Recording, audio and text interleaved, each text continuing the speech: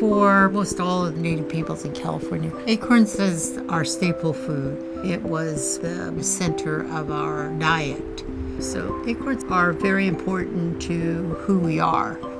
In Hupa, when you say you're a person or a human being, you say that you're key-goh. What that actually means is that I'm an acorn eater. So we really were saying, to be a full human being, you ate acorns.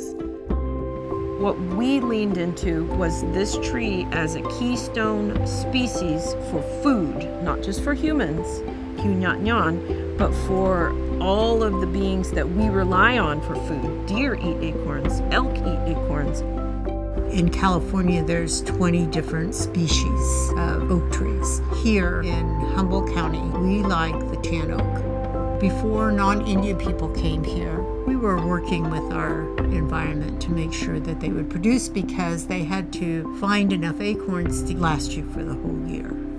It was the food of choice before we were subjected to colonialism in various shapes and forms. There was a number of ways that they outlawed us being able to eat acorns.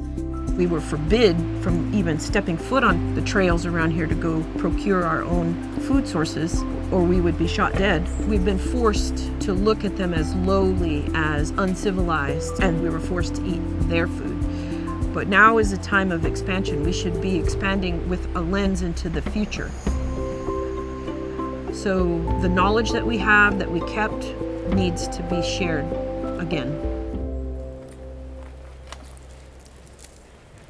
Before you pick it, you would leave an offering of tobacco and you say a prayer. But it might be a good experience if you all did it. You don't have to say it out loud. You can say it to yourself. We'll all close our eyes if you don't want us to look at you. These are Tanoak acorns, right? So you want to make sure before you pick it up that it doesn't have any holes, right? You could not be choosy and then you got to sort them later, but I prefer to pay attention to what I'm looking at. It's really that simple. You just pick them up, enjoy some time, try to fill your buckets. As you're gathering, you're thinking about all the good things, right? You are thoughtful about how you're gathering so that there are things for the people that are coming behind you. Also, you have to worry about the animals and the insects. They all need to eat too. So you're not taking everything.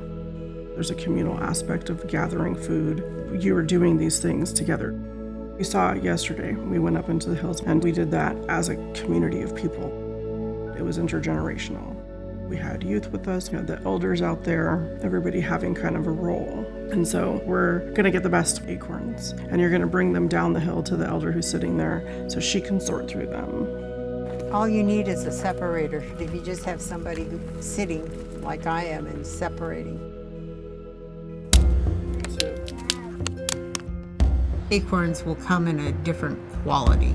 You kind of grade them out, right? A, B, and C, or however you want to do it. If you want them to be sort of this creamy, like pretty color, you don't want it to have like black spots. If I'm serving in ceremony, I would use the A level ones. This is what I would consider like a B grade. They're a little bit darker.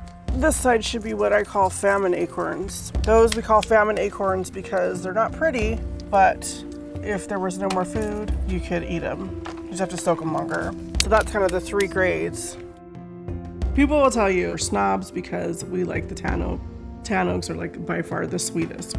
This is the one that we Hupa people leaned into because it was the sweetest one. It was also the one that required the least amount of water to process. Here they are dried.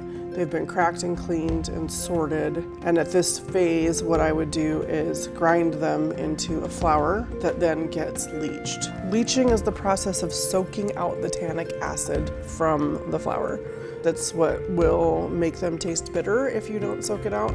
It also will give you a bellyache. So anyway, what I do, clean towel, get them wet, and then I'll lay it out over my plastic colander.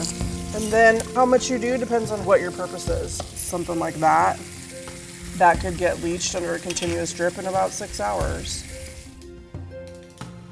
And then what you would do is take this leached flour, and then I'm just taking the water out, and then place it in the pot.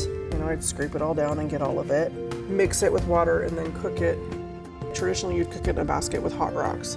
But we're gonna cook today in this beautiful stainless steel pot. And then when you are cooking it, you're doing a continuous stir. You want to bring it up to a simmer for like 5 minutes just to cook the flour. And then at this point, it's a lot of continuous stirring so you don't burn. And then you just stir, stir, stir. And then we're gonna eat. This is what we call key-goh, or acorn soup. There's lots of different ways that you could use that leached flour. You could use it to make a bread, but I also love to mix mine with fish. That's my secret, put fish in it. It's genuinely my favorite food. When you eat acorn, you can literally feel them working in your body in a really good way. Because of the nutrition in it, it's a fundamental food, and it will fulfill your physical needs for food, but it will fulfill your spiritual needs too. Eating acorn, preparing acorn is like the ultimate act of decolonization. You're literally having to ground yourself in a space, introduce yourself to your food. You know, how long was that process? We're talking at least 9 months to a year of time that you're spending with this food and taking care of it so that it can take care of you.